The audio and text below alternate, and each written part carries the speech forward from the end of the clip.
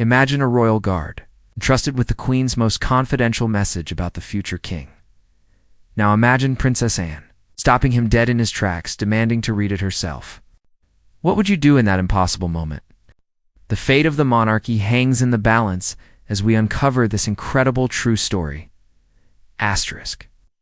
The morning of October 17th started like any other Tuesday at Buckingham Palace. Princess Anne arrived at precisely 8:30 in the morning, just as she had done for the past 40 years. Her reputation as the hardest-working royal wasn't just palace gossip, it was documented fact.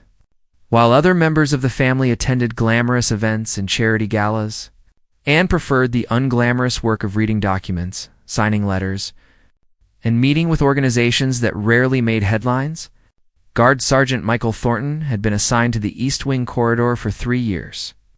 He knew the Princess Royal's routine better than he knew his own. She would arrive, nod politely, walk straight to her private office, and remain there until lunch.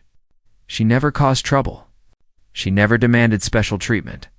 She was, in his opinion, the most professional member of the entire royal family. That Tuesday, however, something felt different. Thornton noticed it the moment Princess Anne stepped out of her car. She carried a leather portfolio he had never seen before. It was old, worn at the edges, and she held it against her chest like it contained something precious or dangerous. Inside the palace, Anne moved through the corridors with unusual urgency. Her assistant Margaret tried to keep pace, but struggled with the sudden change in routine. Margaret had worked for the Princess Royal for 12 years and could count on one hand the number of times Anne had deviated from her schedule. This was one of those rare moments. Anne reached her office and closed the door firmly behind her. Through the heavy oak, Thornton could hear nothing. The palace walls were built to keep secrets, and they did their job well. He returned to his position, standing at attention, watching the corridor for any unusual activity. 40 minutes passed. Then an hour. Thornton began to wonder if everything was all right. The Princess Royal typically left her door slightly open when working alone. Today, it remained firmly shut. He was about to check with the head of security when the door finally opened. Princess Anne emerged looking composed, but Thornton noticed something others might have missed.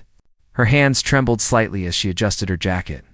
Her face, usually so controlled, showed signs of deep emotion. Had she been crying? He couldn't be certain, but something profound had happened in that office. What Thornton didn't know was that inside that leather portfolio lay documents that had been hidden since 1982. Letters, signed testimonies, and legal papers that revealed a conversation between Anne and her mother, Queen Elizabeth II, about the line of succession. Not the official line that everyone knew, a different arrangement, a private understanding that had never been made public. The contents of those documents would shock the nation if they ever became public. They detailed a conversation in which the late Queen had expressed doubts about the traditional succession, not because of any scandal or incompetence, but because of a fundamental disagreement about the future direction of the monarchy. The Queen had confided in Anne, her only daughter, about reservations that could never be spoken aloud in official circles.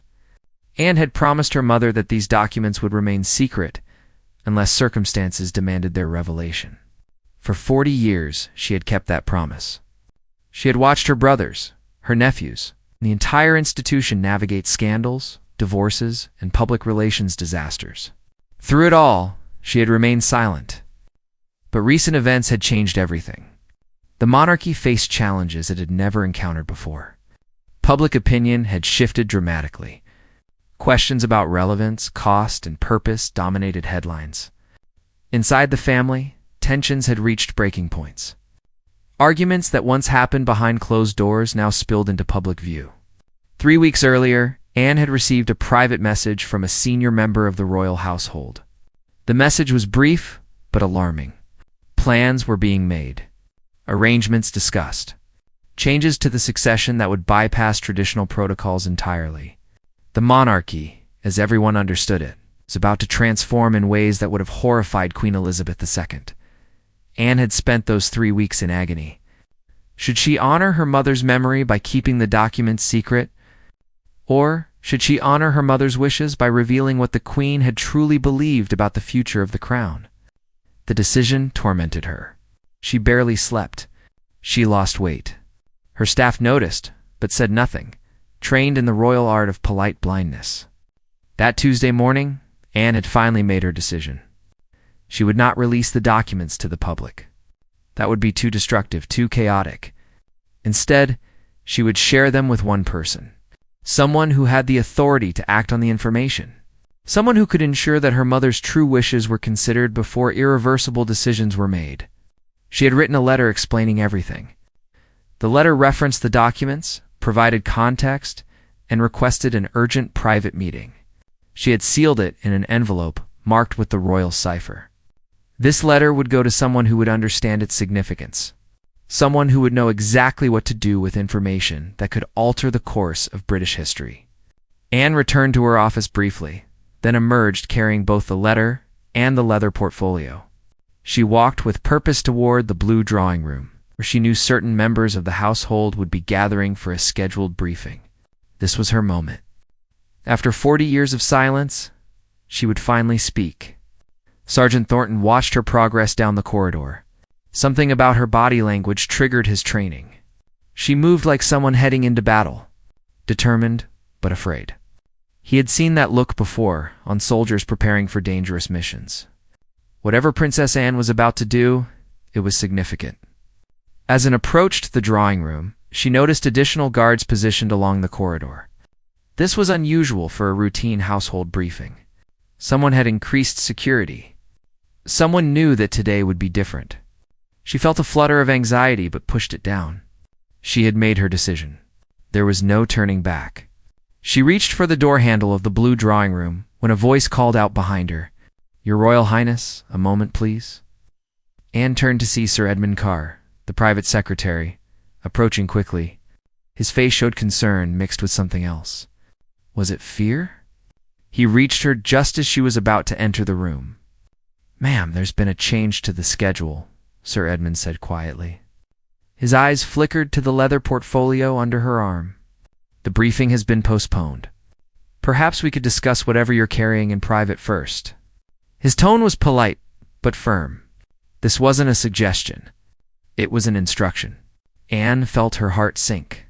Someone had anticipated her move. Someone had taken steps to prevent her from revealing the documents. She looked at Sir Edmund carefully. He had served the royal household for 20 years.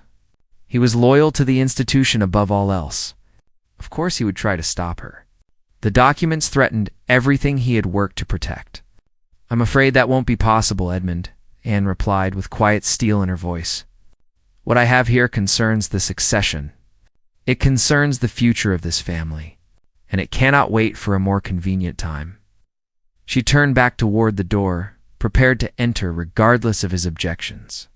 That's when Sergeant Thornton made the decision that would change everything. He had been listening from his position down the corridor. He hadn't meant to eavesdrop, but palace acoustics carried whispered conversations further than people realized. He heard the tension in both voices. He saw the private secretary's attempt to block the Princess Royal's path. Thornton's training included specific protocols about royal family disputes. He was supposed to remain neutral, to let senior household members handle such matters. But something about this situation felt wrong. Princess Anne wasn't causing a scene or behaving irrationally. She was trying to exercise her right as a senior member of the royal family to speak on important matters. Sir Edmund was blocking her without clear authority to do so. In that split second, Thornton made a choice that would define his career and possibly his entire life. He stepped forward, moving quickly down the corridor. "Sir Edmund," he called out in his formal guard voice, "your presence is requested immediately in the security office." "There's been an incident that requires your attention." There'd been no incident. Thornton was lying. Breaking protocol. Risking his position and pension. But something about the desperation in Princess Anne's eyes convinced him that whatever she carried was more important than following standard procedures. Sir Edmund hesitated. He looked at Thornton, then back at Princess Anne, calculating his options. If there really was a security incident, he needed to respond immediately. But if he left, Anne would enter that drawing room and reveal whatever secrets she carried. His duty pulled him in two directions at once. "What kind of incident?" Sir Edmund asked sharply. Thornton had anticipated this question. "A potential breach in the North Wing, sir. The head of security needs your authorization before proceeding with the lockdown protocol." It was a plausible lie, just believable enough to create doubt. Sir Edmund made his decision. "I'll be right there. Your Royal Highness, please wait here until I return." He turned and walked quickly toward the security office, leaving Anne standing alone in the corridor. The moment Sir Edmund disappeared around the corner, Princess Anne looked directly at Sergeant Thornton. Their eyes met, and a silent understanding passed between them. She knew he had just lied to protect her. He knew she understood the risk he had taken.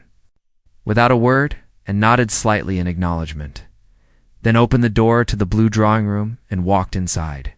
Thornton returned to his position, his heart pounding. What had he just done? He had interfered in royal family matters. He had deliberately deceived a senior member of the household. When Sir Edmund discovered there was no security incident, there would be consequences. Serious ones. He might lose his position. He might face charges for dereliction of duty. But as he stood at attention in that corridor, Thornton felt strangely certain he had made the right choice. Sometimes duty meant more than following orders. Sometimes it meant protecting the truth.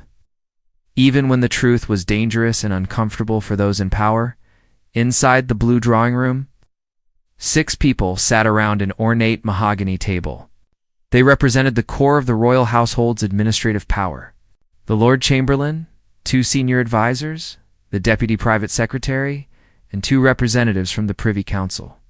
They had been summoned for what they believed was a routine briefing about upcoming royal engagements.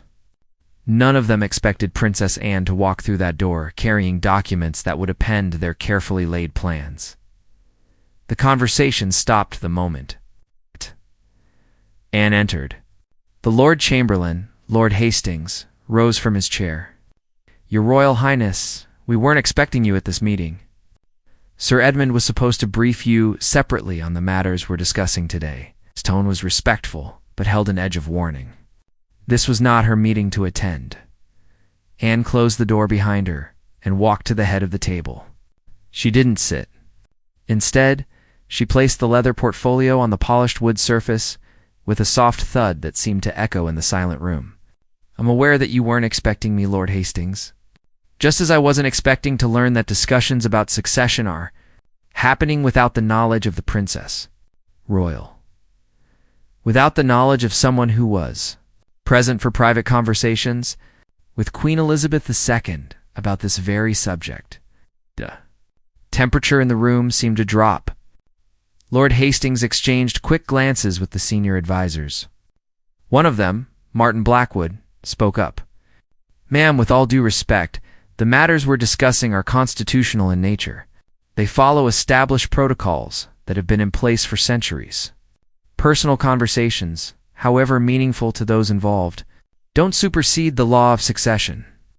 Anne's eyes flashed with something rarely seen. Anger. Not the petty anger of someone whose feelings were hurt, but the righteous anger of someone who had been systematically excluded, dismissed despite having information that mattered. "You speak of protocols and law, Mr. Blackwood, but you seem to have forgotten that this monarchy survives not just on law but on public trust. On the belief that the crown represents something larger than personal ambition or political convenience." She opened the leather portfolio and removed a stack of papers. The documents were old, yellowed at the edges, but the handwriting on them was unmistakable. Queen Elizabeth II's distinctive script covered several pages. Anne held up one of the letters. "In 1982, my mother wrote these letters during a period of deep concern about the future of the monarchy.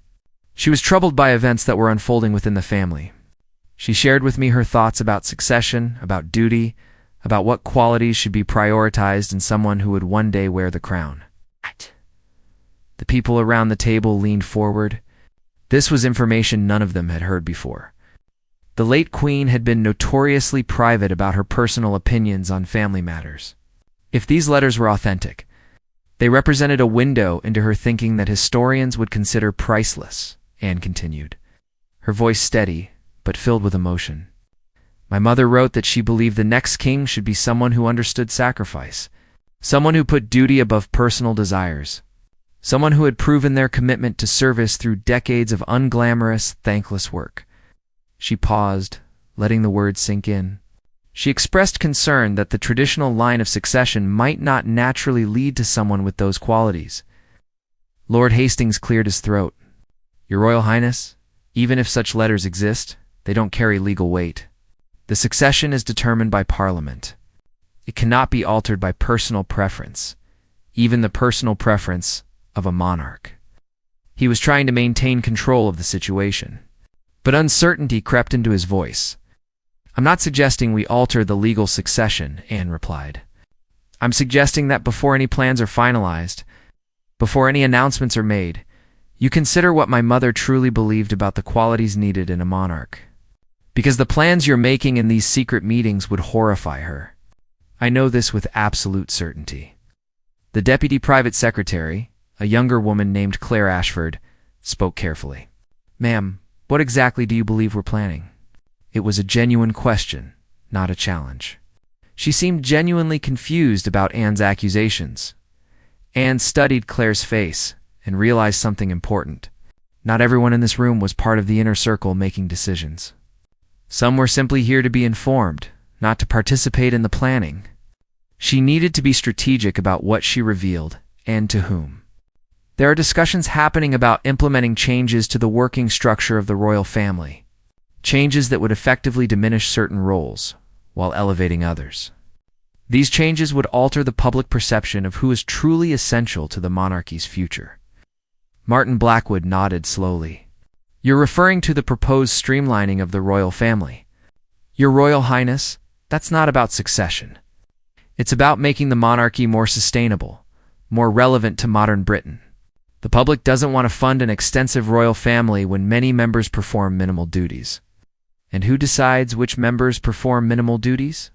Anne asked sharply. I perform more engagements annually than almost anyone in this family. I have done so for decades without complaint, without scandal, without demanding additional funding or attention. Yet the plans I've heard about would categorize me as a secondary royal with diminished status. Tell me, Mr. Blackwood, how that serves the public interest. An uncomfortable silence filled the room. The truth was becoming clear. The planned restructuring wasn't just about efficiency or public relations. It was about positioning certain family members as central to the monarchy's future while pushing others to the margins. Anne had been targeted for diminishment despite her decades of exemplary service. One of the Privy Council representatives, Sir Thomas Waverley, finally spoke. He was elderly, had served under 3 monarchs, and commanded respect from everyone present. Princess Anne, would you allow me to examine those letters? If they are what you claim, they are historically significant documents that should be preserved and studied carefully. She had protected these letters for 40 years. The idea of letting them out of her possession, even temporarily, felt like a betrayal of her mother's trust. But Sir Thomas was one of the few people in the palace she genuinely trusted. He had no personal agenda beyond serving the institution faithfully. You may examine them here, Sir Thomas. But they don't leave this room without my permission. Sir Thomas rose and walked to where Anne stood. She handed him the first letter, and he moved to the window, where the light was better. He read slowly, his expression changing from skepticism to astonishment. After several minutes, he looked up at Anne with new respect in his eyes. This is authentic. I recognize the Queen's handwriting, her phrasing, her way of expressing complex thoughts simply. Your Royal Highness, these letters are extraordinary. The others in the room shifted uncomfortably. If Sir Thomas confirmed the letters' authenticity, they had a serious problem. They couldn't simply dismiss Anne's concerns as emotional or misguided. She had documentary evidence that the late Queen held views about succession and duty that contradicted the current direction being pursued. That's when the door burst open. Sir Edmund Carr stood in the doorway, his face flushed with anger. Beside him stood 2 security officers and someone else. Someone whose presence in the palace at this moment could only mean one thing. Word had reached the highest levels of the royal family about what was happening. Decisions were being made about how to handle this situation. "Your Royal Highness," Sir Edmund said coldly. "You entered this meeting without authorization and have revealed private documents that should have been submitted to the royal archives decades ago. I must ask you to surrender those papers immediately." His formal tone made it clear this was no longer a polite request. It was a command backed by institutional authority. Anne stood her ground. "These letters were entrusted to me personally by my mother. They contain private thoughts she shared with me as her daughter, not as the Princess Royal. They are not property of the royal archives or the household. They are mine to share or withhold as I see fit." Sir Edmund's jaw tightened. "Ma'am, you are creating a constitutional crisis. If those letters contain what you claim, their very existence calls into question decisions that have already been made and announced. You cannot simply walk into a meeting and append years of careful planning based on 40-year-old private correspondence. Years of careful planning that I was deliberately excluded from," Anne shot back. "Planning that affects my role, my legacy, and the future of everything my mother built. You treated me like an outsider in my own family's institution. Did you really think I would simply accept that without question?" The tension in the room was unbearable. Everyone present understood they were witnessing something unprecedented. A senior member of the royal family was directly challenging the household's authority. This kind of open conflict simply didn't happen. Disagreements were supposed to be handled privately, diplomatically, with careful attention to protocol and hierarchy. Sir Thomas Waverley stepped forward, positioning himself between Anne and Sir Edmund. "Perhaps we should all take a moment to breathe. This situation requires careful thought, not hasty decisions made in anger."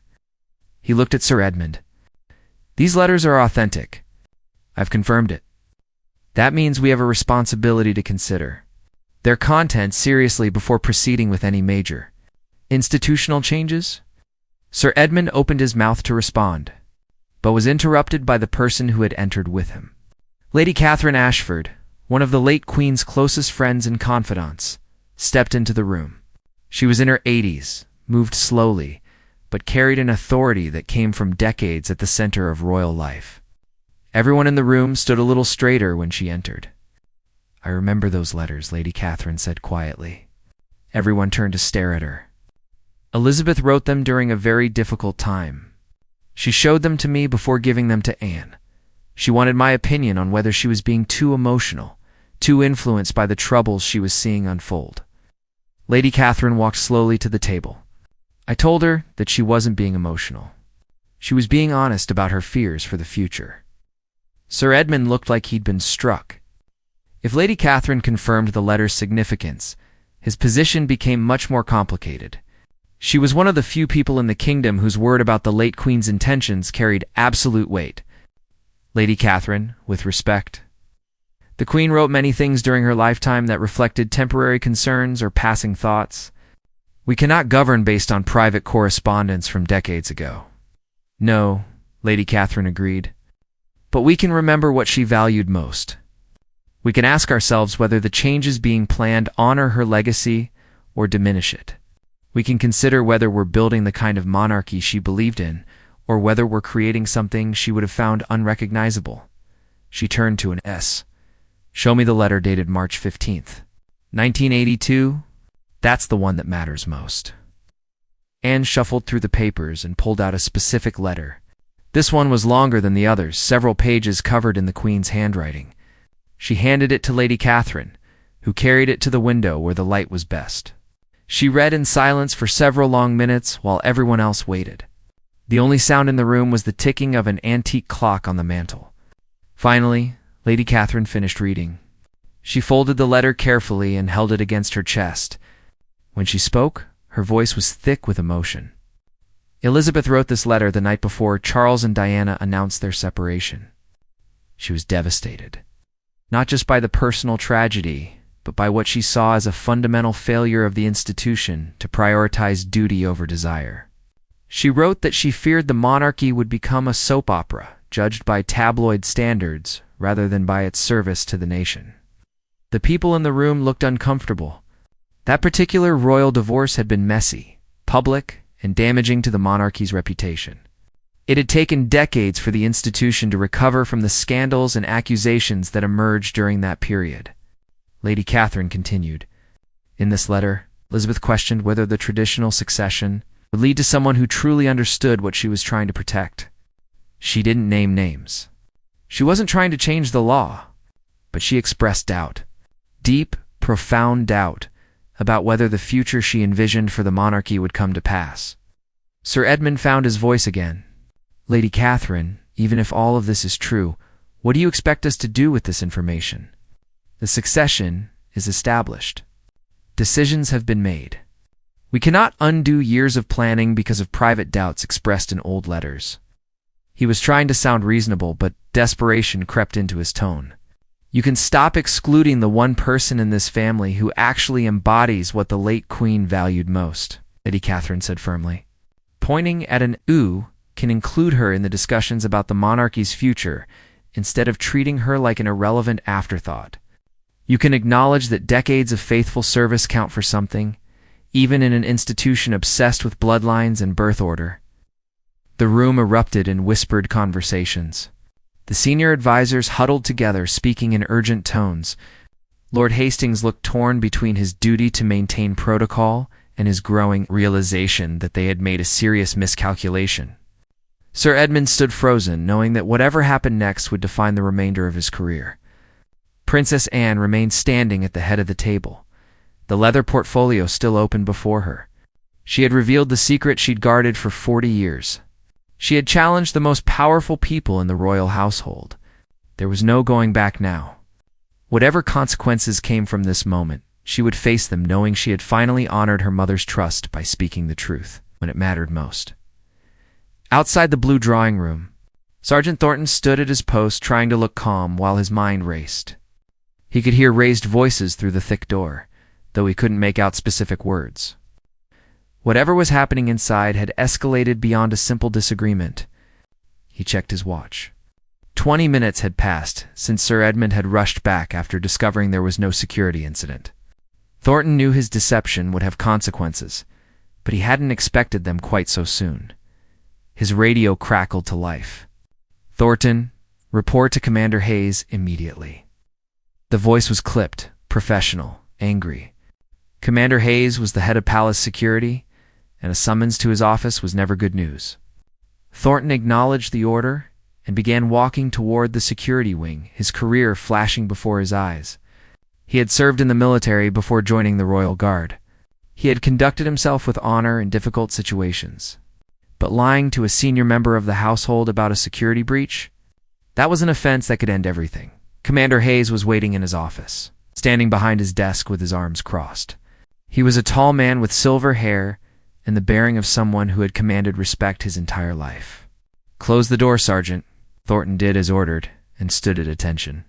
The commander walked around his desk slowly, studying Thornton like a specimen under a microscope. "I've just received a very disturbing report from Sir Edmund Carr. He says you deliberately misled him about a security incident so that Princess Anne could enter a meeting she wasn't authorized to attend. Is this true?" Thornton made a split-second decision. He could deny it, claim there was a misunderstanding, try to save his career through deception. But he had already lied once today, and it went against everything he believed in. "Yes, sir. It's true. I told Sir Edmund there was a security incident when there wasn't one." His voice was steady. If he was going down, he would do it with his integrity intact. Commander Hayes studied him for a long moment. "Why? What possessed you to interfere in royal household matters? You've been here 3 years. You know the protocols? You know the consequences of what you've done." It wasn't anger in his voice now. It was genuine curiosity, as if he was trying to understand the thought process that led to such a decision. Thornton chose his words carefully. "Sir, I observed what appeared to be an attempt to prevent a senior member of the royal family from exercising her rights. Princess Anne wasn't behaving erratically or causing a disturbance. She was trying to attend a meeting that clearly concerned her. Sir Edmund was blocking her without, in my judgment, proper authority to do so. I made a decision to give her the opportunity to be heard." "So you decided to play judge and jury on matters far above your pay grade?" he said, but there was something in his tone that wasn't purely condemning. "You put your career on the line for someone you barely know, for a situation you didn't fully understand." That's either incredibly brave or incredibly stupid. I haven't decided which. Before Thornton could respond, there was a knock on the door. Hayes called out permission to enter, and a junior officer stepped in looking nervous. "Sir, Lady Catherine Ashford has requested to see you immediately. She says it concerns Sergeant Thornton." The commander's eyebrows rose. Lady Catherine rarely involved herself in security matters. Her request to see him could only mean that whatever was happening in the blue drawing room had reached a critical point. Commander Hayes turned back to Thornton. "You're confined to this office until I return. Don't touch anything, don't make any calls, and don't even think about leaving. We're far from finished with this conversation."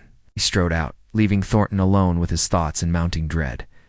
Meanwhile, back in the blue drawing room, the atmosphere had shifted from confrontational to something more complex. Lady Catherine's confirmation of the letter's significance had changed the dynamics. The senior advisors could no longer dismiss Anne's concerns as merely emotional or based on outdated information. They were facing a genuine challenge to the direction they had been pursuing. Lord Hastings finally spoke, his voice careful and measured. "Your Royal Highness, I think we can all agree that this situation has become more complicated than any of us anticipated. Perhaps we should take a short recess to consider the implications of what's been revealed before making any decisions." It was a diplomatic way of buying time, of allowing everyone to retreat to their corners and figure out their next moves. Anne shook her head. "No recess. I've waited 40 years to speak about this. I've watched as my role has been diminished, as my contributions have been minimized, as plans have been made without my input. If we take a recess now, you'll use that time to strategize about how to contain this situation, how to neutralize what I've revealed. I won't give you that opportunity." Martin Blackwood leaned forward. "Ma'am, what exactly do you want? What outcome are you hoping for by revealing these letters and disrupting this meeting?" It was a blunt question, but perhaps that was what the situation needed. No more diplomatic dancing around the real issues. Anne took a deep breath. This was the moment she had been building toward. "I want to be included in all discussions about the future structure of the royal family. I want my decades of service to be valued, not dismissed as irrelevant because I'm not in the direct line of succession. I want assurances that decisions about the monarchy's future will be made transparently, with input from all working members of the family, not just a select inner circle." She paused. "And I want these letters to be preserved in a way that honors my mother's memory and ensures that future generations understand what she truly believed about duty, service, and what makes a monarch worthy of the crown." The requests were reasonable, which made them harder to dismiss. If the household refused, they would appear to be hiding something, to be afraid of transparency and inclusion. But if they agreed, they would be setting a precedent that could complicate future decision-making processes. Power in the royal household had always been concentrated among a few key advisors. Opening that up to broader participation was a fundamental change. Sir Thomas Waverley spoke up. "I think what Princess Anne is requesting is fair and long overdue. The monarchy's strength has always come from the entire family working together, not from concentrating power in a few hands. If we're planning changes that affect how the family operates, everyone who contributes to its work deserves a voice in those discussions." His support carried weight. He was seen as impartial, devoted to the institution rather than to any individual or faction within it. Sir Edmund looked like he wanted to argue, but Lady Catherine cut him off. "Edmund, you've been a loyal servant of this family for many years, but your loyalty has sometimes blinded you to the difference between protecting the institution and protecting the egos of a few individuals who believe they should control everything. It's time for a more collaborative approach." Coming from Lady Catherine, this was not just advice. It was a directive backed by decades of insider knowledge and relationships. The Deputy Private Secretary, Claire Ashford, cleared her throat. "If I may speak frankly, I think many of us have felt uncomfortable with how certain decisions have been made recently. There's been a lack of transparency that doesn't serve the institution well. If we're going to rebuild public trust in the monarchy, we need to start by building trust within the family itself." She was young enough not to be trapped by decades of precedent, brave enough to voice what others were thinking, but afraid to say. Lord Hastings looked around the table, reading the room. He was a political operator, skilled at sensing which way the wind was blowing. He could see that the tide had turned. Fighting in now would only make the situation worse. Your Royal Highness, I think we can agree to your requests in principle. We'll need to work out the details, of course. Establish proper procedures for inclusion and consultation. But the spirit of what you're asking for is something we can commit to. Anne studied his face, looking for signs of deception or manipulation. She had been around palace politics long enough to know. When people were telling her what she wanted to hear versus making genuine commitments, I want that commitment in writing, Lord Hastings. A formal memorandum that outlines how working royals will be consulted on major decisions, affecting the family's structure and public role. And I want it signed by everyone in this room. Before Lord Hastings could respond, the door opened again. This time, it wasn't Sir Edmund or Lady Catherine entering. It was someone whose presence silenced everyone instantly. The room stood as one, a gesture of respect that was automatic and deeply ingrained. King Charles III had arrived. He looked around the room, taking in the scene. The open portfolio on the table, the old letters spread out, his sister standing at the head of the table, with her chin raised defiantly, the cluster of advisors looking uncomfortable and uncertain, Lady Catherine with tears in her eyes. He had been briefed on the situation, but seeing it in person was different. Would someone like to explain to me what's happening here? His voice was calm, but everyone could hear the steel underneath. Sir Edmund stepped forward. Your Majesty, Princess Anne has revealed private correspondence from the late Queen. Anne is making demands about how the household should operate going forward. The situation has become quite contentious. He was trying to frame Anne as the problem, the troublemaker, who had disrupted carefully laid plans. Before Charles could respond, Lady Catherine spoke up. That's one way to describe it, Edmund. Another way would be to say that your sister has finally found the courage to speak truth to power. She has revealed that your mother had serious concerns about how duty and service were being valued in this family. She has asked for nothing more than basic respect and inclusion in decisions that affect her life's work. Charles looked at his sister. They had always had a complicated relationship, sometimes close, sometimes distant, shaped by their very different positions in the family hierarchy. He was the heir, the future king, the one everything revolved around. She was the daughter, expected to support but never to lead. That dynamic had defined their interactions for 7 decades. Anne, are these letters authentic? He was asking the question that mattered most. Yes, Anne replied simply. Mother gave them to me in 1982. She made me promise to keep them private, lest circumstances made it necessary to reveal them. I believe we've reached that point. She met his eyes without flinching. You're my brother, Charles. I've supported you through scandals and difficulties that would have destroyed lesser men. I've never asked for anything in return, except to be allowed to do my job with dignity. Now I'm being pushed aside as if decades of service mean nothing. I won't accept that. Charles walked to the table and picked up one of the letters. He recognized his mother's handwriting immediately. As he read, his expression changed. These weren't just idle thoughts or passing concerns. His mother had poured genuine worry and wisdom into these words. She had trusted Anne with her deepest fears about the family's future. He finished reading and carefully placed the letter back on the table. I wasn't aware these existed. Mother never mentioned them to me. She didn't mention them to anyone except Anne and me. Lady Catherine said softly. She was protecting you, Charles. She didn't want to burden you with her doubts when you were dealing with your own struggles. But she wanted someone to know, someone who could speak for her if necessary. She chose an IV that role. The room waited in tense silence. What Charles said next would determine everything. He had the authority to shut this down, to side with his advisors, to dismiss Anne's concerns as insignificant. Or he could listen. He could acknowledge that perhaps they had been making mistakes in how they planned for the future. The choice was his. Charles looked at Lord Hastings. Why wasn't my sister included in the planning discussions about restructuring the family's working arrangements? It was a simple question, but it carried the weight of royal authority. Lord Hastings had to answer carefully. Your Majesty, we believed we were following your wishes for a streamlined monarchy. We thought that meant reducing the number of active working royals to focus public attention on the direct line of succession. Princess Anne's role, while valued, didn't fit into that particular vision. He was trying to deflect responsibility, to suggest he was merely executing orders he had been given. "Did I ever say that Anne should be excluded or diminished?"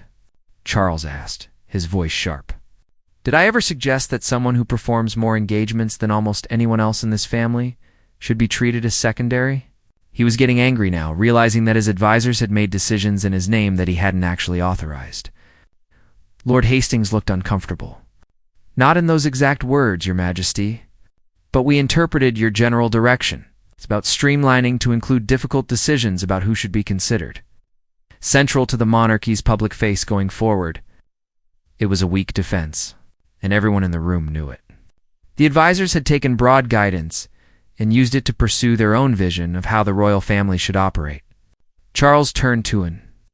"My sister, I owe you an apology. Whatever plans have been made without your input were wrong. Whatever decisions have been taken that diminish your role need to be reconsidered. You're right that decades of faithful service should count for something. They count for everything." He looked around the room. "From this point forward, any discussions about the structure and future of this family will include all working members. That's not a request. It's a command." The relief in the room was visible. Several of the advisors looked like they had been holding their breath and could finally exhale. Anne felt emotion welling up, but forced it down. This wasn't the time to show weakness, even if her brother had just given her what she had been fighting for. Sir Edmund looked defeated, realizing that his careful planning and political maneuvering had just been overturned by a simple, royal command. Charles picked up the leather portfolio and closed it gently. "These letters are part of Mother's legacy. They should be preserved properly, but under your care, Anne. You've honored your promise to her for 40 years. I trust you to continue doing so." He handed the portfolio back to her. It was a gesture of respect and trust that meant more than any formal apology could have. Lady Catherine wiped her eyes. "Elizabeth would be proud of both of you right now. She worried so much about divisions in the family, about ambition overriding duty. Today, you've shown that family can triumph over politics when people are brave enough to speak honestly." She looked at Sir Edmund. "And now it's time for those who have been making decisions in the shadows to step into the light and explain themselves fully." Before Sir Edmund could respond, Commander Hayes entered the room. He looked surprised to see King Charles present, but quickly composed himself. "Your Majesty, forgive the interruption. I need to address a matter concerning one of the security officers. It relates directly to what has happened here today." Charles nodded permission for him to continue. Hayes explained how. Sergeant Thornton had deliberately misled Sir Edmund about a security incident, allowing Princess Anne to enter the meeting without being blocked. Sir Edmund has requested that Sergeant Thornton be immediately dismissed for dereliction of duty. However, before I take that action, I wanted to understand the full context of what occurred. He looked at Anne. "Your Royal Highness, did Sergeant Thornton act on your instructions?" Anne shook her head. "No, Commander. I had no communication with Sergeant Thornton. He acted entirely on his own initiative." She paused, choosing her words carefully. "However, if he hadn't acted as he did, I would have been prevented from entering this room. The information I brought would have remained hidden, and decisions affecting my role and legacy would have been made without my knowledge. Whatever protocols he violated, his actions allowed the truth to be heard." Charles frowned. "Let me understand this correctly. A security officer observed what appeared to be an attempt to prevent my sister from exercising her rights as a senior member of this family, and he took action to ensure she could speak. That's the offense we're discussing?" His tone made it clear what he thought of the idea of punishing Thornton for this. Sir Edmund tried to salvage the situation. "Your Majesty, the issue isn't whether Princess Anne should have been heard. It's that a junior officer made decisions far above his authority. If we don't enforce discipline, the entire security structure becomes compromised. Officers can't be allowed to pick and choose which protocols to follow based on their personal judgments." "Edmund has a point," Commander Hayes admitted reluctantly. "Discipline and protocols exist for good reasons. But I also recognize that sometimes circumstances require initiative and moral courage. Sergeant Thornton saw what he believed was an injustice and acted to correct it, even at great personal risk. Charles thought for a moment. "Bring Sergeant Thornton here. I want to speak with him directly before any decisions are made about his future." Commander Hayes nodded and left to retrieve Thornton. The room waited in uncomfortable silence, everyone processing what had happened and what it meant for their own positions and futures. 10 minutes later, Thornton entered the blue drawing room. He had never been in this space before.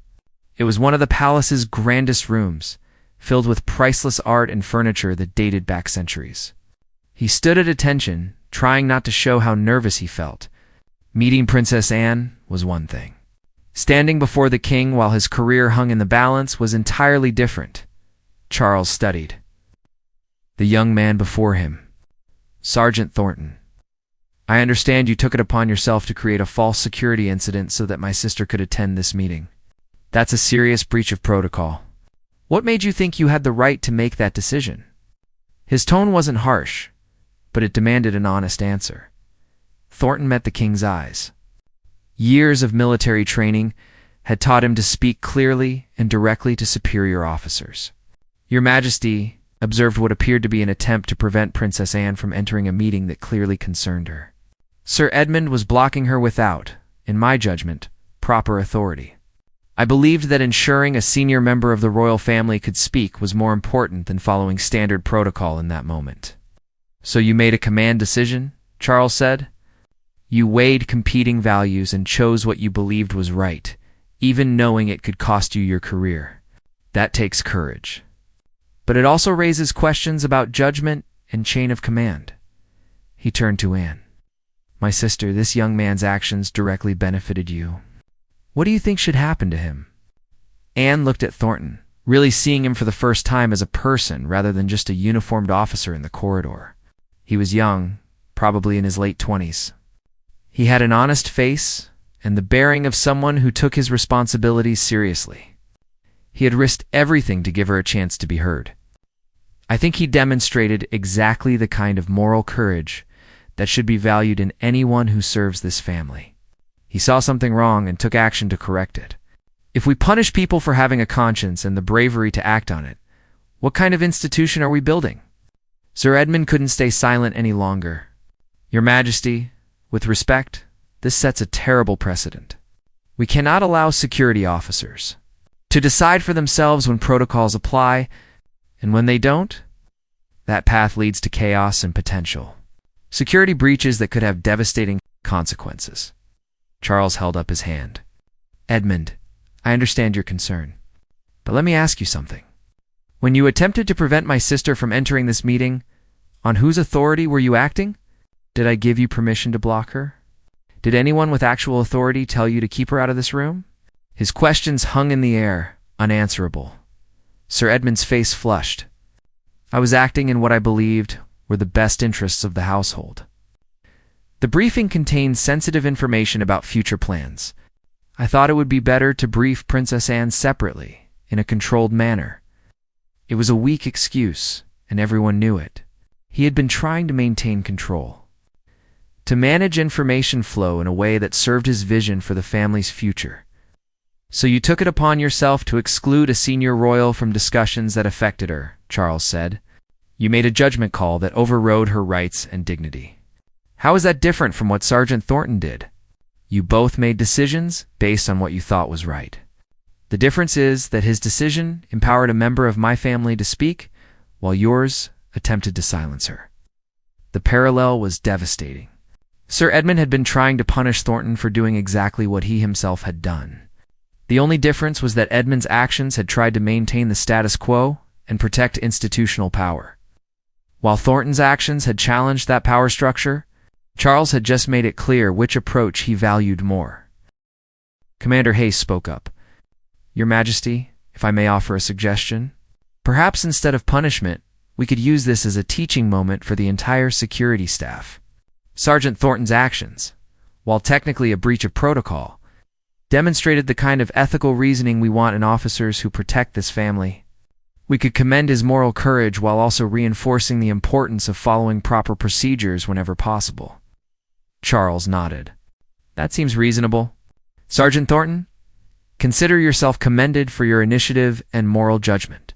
You're also being assigned as Princess Anne's personal security detail, effective immediately. If she's going to be more involved in family discussions and decisions, she'll need security she can trust. Someone who understands that his ultimate duty is to protect not just physical safety, but also the dignity and rights of the person he's assigned to. He looked at Anne. That's acceptable to you. Sister Anne smiled for the first time that day. More than acceptable. Thank you, Thornton. You gave me a chance to speak when others were trying to silence me. That's something I won't forget. Thornton bowed slightly, overwhelmed by the sudden turn of events. He had expected to be fired. Instead, he was being promoted and commended. The royal family was far more complicated than he had ever imagined. Charles turned his attention back to the advisors around the table. Now, we need to discuss how we're going to restructure our decision-making processes. Clearly, the current approach isn't working. Too much power concentrated in too few hands. Too many decisions made without proper consultation. That changes today. Pulled out a chair and sat down at the table, indicating that this was going to be a proper working session, not just a brief meeting. For the next 2 hours, they worked through the details. A new consultative council would be established, including all working members of the royal family. Major decisions about the family's structure, public role, and resource allocation would require input from this council before being finalized. Regular meetings would be scheduled with full transparency about agenda items in advance. It wasn't a democracy exactly, but it was far more inclusive than the previous system had been. Lord Hastings, to his credit, took notes and didn't argue. He could see that resistance was futile and would only damage his position further. Martin Blackwood actually seemed relieved. He later admitted to Claire Ashford that he had been uncomfortable with how concentrated power had become, but hadn't known how to challenge it without risking his career. Now that the king himself had ordered changes, they could all move forward without fear of retribution. Sir Edmund remained mostly silent throughout the discussion. His influence had been dramatically curtailed, and everyone in the room knew it. He would remain in his position, but with reduced authority and increased oversight. It was a professional humiliation, but he had brought it on himself through his attempts to control and manipulate rather than serve transparently. As the meeting finally wound down, Charles stood and collected the papers that had been used to document their decisions. These agreements will be formally written up and signed by all parties within 48 hours. Anne, I want you to review every word before we finalize anything. This is as much your victory as it is a victory for transparency in how this family operates. He picked up the leather portfolio and handed it back to his sister. Keep these letters safe. Someday, when appropriate, they should be shared more widely. Mother's wisdom deserves to be remembered. Anne took the portfolio, clutching it to her chest. Thank you, Charles. For listening. For understanding. For being the king mother believed you could be. It was a moment of genuine connection between siblings who had spent too many years separated by protocol and different roles in the family hierarchy. Everyone filed out of the blue drawing room, exhausted by the emotional intensity of the past few hours. Lady Catherine lingered behind, waiting until she and Anne were alone. Your mother would be so proud of you today, Anne. You found your voice after all these years of silence. You stood up for what was right, even when it was frightening and uncertain. That's true courage. Anne felt tears finally come, now that the crisis had passed and she could let her guard down. I was so scared, Catherine. Scared that revealing the letters would cause a scandal. Scared that Charles would side with the advisors against me. Scared that I would dishonor Mother's memory by speaking when maybe I should have stayed silent. The words tumbled out in a rush. Catherine embraced her. Your mother gave you those letters precisely because she knew you would use them wisely. She trusted you to know when speaking up was necessary, even if it was difficult. You honored that trust perfectly. She pulled back and looked in the eyes. The monarchy has been changed today. Not through legislation or constitutional crisis, but through one woman's courage to speak truth to power. That's how real change often happens. Outside the palace, news of what had happened was already spreading through unofficial channels. Staff members who had witnessed parts of the drama were sharing information with trusted colleagues. By evening, Whispers about Princess Anne's confrontation with palace advisors would be circulating through London's social circles. By the next morning, careful leaks to sympathetic journalists would ensure that the public learned about a new era of transparency and inclusion in the royal family. The story that eventually emerged in the press was carefully managed, of course. The public never learned about the specific contents of Queen Elizabeth's letters. They never heard about Sir Edmund's attempts to exclude nor Sergeant Thornton's brave deception. Instead, they read about King Charles announcing a new consultative council that would give all working royals a voice in family decisions. They read about Princess Anne being recognized for her decades of service and being given a more prominent role in shaping the monarchy's future. The public reaction was overwhelmingly positive. People had always admired Princess Anne for her no-nonsense approach and tireless work ethic. Learning that she would have more influence over the family's direction was seen as a positive development. Opinion polls showed increased support for the monarchy, with many people commenting that this kind of internal reform demonstrated that the institution could adapt and change with the times. For Sergeant Thornton, life changed dramatically. As Princess Anne's personal security detail, he found himself in situations he had never imagined. He traveled with her to official engagements around the country and occasionally abroad. He saw firsthand the incredible amount of work she did, the hundreds of organizations she supported, the thousands of people she met and made feel valued. He came to understand why she had fought so hard to protect her role and dignity. Anne and Thornton developed a respectful working relationship. She appreciated his professionalism and the fact that he had been willing to risk everything to give her a chance to speak. He appreciated her dedication and the way she treated him as a valued member of her team rather than just hired security. On quiet days, she sometimes told him stories about her mother, about the palace during different eras, about the challenges of royal life that the public never saw. He felt privileged to witness this private side of someone the world only knew through carefully managed public appearances. Sir Edmund eventually resigned from his position 6 months later, citing personal reasons. Everyone knew the real reason was that his influence had been broken and he could no longer operate in the way he'd become accustomed to. His replacement was someone with a reputation for transparency and collaborative leadership, signaling that the changes initiated that October day were permanent, not temporary concessions. Lord Hastings adapted to the new system more successfully. He discovered that consulting with a broader range of voices actually made his job easier in some ways. Having input from multiple perspectives helped identify potential problems before they became crises. The Consultative Council didn't always agree on everything, but the discussions were substantive and led to better decisions overall. The leather portfolio remained in Princess Anne's possession, carefully stored in a secure location in her private apartments. She looked at the letters occasionally, especially when facing difficult decisions about her role and responsibilities. Her mother's words continued to guide her, reminding her that duty and service mattered more than personal recognition or position in the hierarchy. 5 years after that dramatic October day, a documentary was made about Princess Anne's life and work. The filmmakers were given unprecedented access, showing the public just how much she did and how seriously she took her responsibilities. During one interview, the director asked her what she considered her greatest achievement. Anne thought for a long moment before answering. "I think it was finding my voice after decades of silence," she said carefully. "Learning that speaking up for what you believe is right isn't selfish or disloyal. It's necessary if institutions are going to remain healthy and relevant. My mother understood that. She trusted me to speak when the time was right. I hope I honored that trust." The interview became one of the most discussed moments in the documentary, with many people commenting on how much Anne had changed the public's perception of what a royal should be.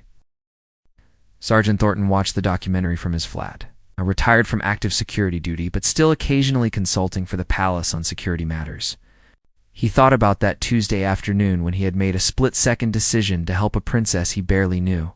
It had changed his life completely, opening doors and creating opportunities he never would have had otherwise. But more than that, it had taught him that doing the right thing, even when it was risky and went against protocols, was always worth it. The impact of what happened that day extended beyond just the individuals involved. The royal family's new approach to decision-making became a model discussed in leadership courses and organizational development seminars. The idea that including diverse voices and being transparent about decision-making processes could strengthen rather than weaken an institution resonated far beyond palace walls. Companies, government agencies, and non-profit organizations studied what the royals had done and adapted those lessons to their own contexts. King Charles, in his annual Christmas address several years later, spoke about the importance of listening to all voices within an institution, not just those at the top of the hierarchy. He didn't mention the specific circumstances that had led to that understanding, but those who knew the full story recognized he was referring to what his sister had taught him. The monarchy he was building was different from the one he had inherited. It's more inclusive and transparent while still maintaining the dignity and tradition that people valued. Princess Anne continued her work with the same dedication she had always shown. But now, with the knowledge that her contributions were truly valued at the highest levels, she spoke more freely in family discussions, no longer worried that expressing her opinions would be seen as overstepping her position. Other family members noticed the change and took courage from her example. Conversations became more honest, disagreements were aired and worked through rather than suppressed, and the family became genuinely stronger as a result. The letters from Queen Elizabeth II remained private, as Anne had promised, but their influence was felt in how the family operated. When major decisions needed to be made, someone would inevitably ask, what would the late Queen have thought about this? The question wasn't just rhetorical. Because of the letters Anne had revealed, people knew what Elizabeth II had valued most: duty over personal desire, service over recognition, and the courage to speak truth even when it was uncomfortable. On quiet evenings, Anne sometimes sat in her study and reread her mother's words. The letters had become even more precious with time, a tangible connection to a woman she missed every day. She thought about how close she had come to never revealing them, to letting institutional pressure and fear of consequences keep her silent. What would have happened if she had remained quiet? The plans to diminish her role would have proceeded. The concentration of power in a few advisors' hands would have continued. The monarchy would have become something her mother wouldn't have recognized. But she had found her courage. With an unexpected assist from a young guard who believed that doing the right thing mattered more than following rules blindly. Together they had changed the course of the monarchy's future. It wasn't a dramatic revolution or a constitutional crisis.